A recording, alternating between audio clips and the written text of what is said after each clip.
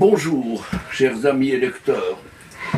J'ai pensé qu'en ces temps difficiles que traversent la France et l'Europe, il serait bon de se rappeler ce qu'a écrit M. Michel Poniatowski, ancien ministre de Giscard d'Estaing, et qui a paru aux éditions du Rocher en 1990 pour les Français. Évidemment, M. Poniatowski n'a pas été entendu, et c'est maintenant que nous commençons à avoir les résultats catastrophiques de cette politique d'immigration incontrôlée qui submerge actuellement le pays au point de l'étouffer. Je vous donne connaissance de ces quelques lignes de M. Poniatowski que je me permets de vous lire ici. Son âme, la France est en train de la perdre, non seulement à cause de la mondialisation, mais aussi et surtout à cause de la société à la fois pluriethnique et pluriculturelle que l'on s'acharne avec de fausses idées, de vrais mensonges à lui imposer. Si cet essai a permis à quelques-uns de mesurer devant quel péril nous nous trouvons placés, il aura déjà atteint son but. Ces pages de M. Poniatowski peuvent paraître cruelles, mais elles correspondent à un sentiment très profond. Le moment est venu de traiter énergiquement le problème de l'immigration africaine et notamment musulmane. Si tel n'est pas le cas, la France aura deux visages, celui du cher et vieux pays dont parle le général de Gaulle, et celui du campement avancé du tiers-monde africain. Si nous désirons voir les choses dégénérer ainsi, il suffit de laisser suivre leur cours.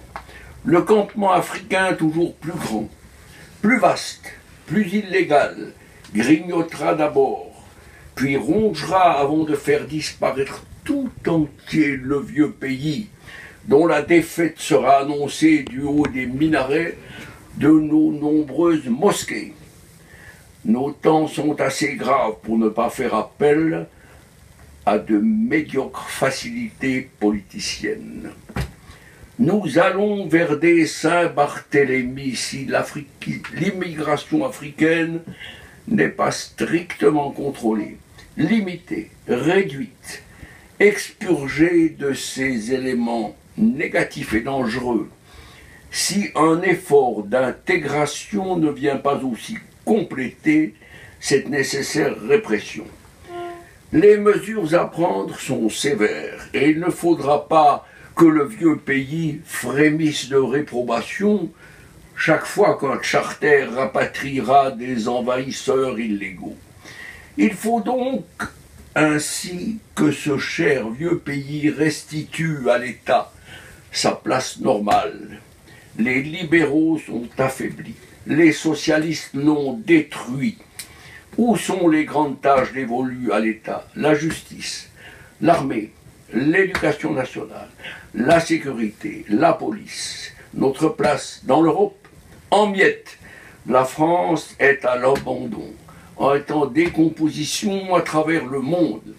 Sa recomposition est dans un retour énergique à l'unité, à la cohérence et de la nation et de l'État.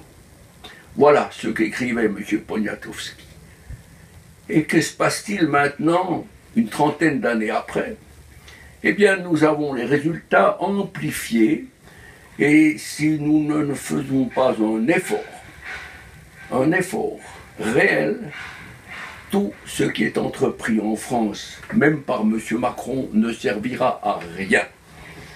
Il faut appliquer les règles, c'est-à-dire interdire l'islam, fermer les mosquées, car la charia, loi du Coran, est incompatible avec les lois européennes. J'ai donné les liens de cet arrêt de la Cour européenne des droits de l'homme qui a été prononcé le 31 juillet 2001 et approuvé par la Haute Chambre le 13 février 2003. Merci de votre attention. Au travail. Merci.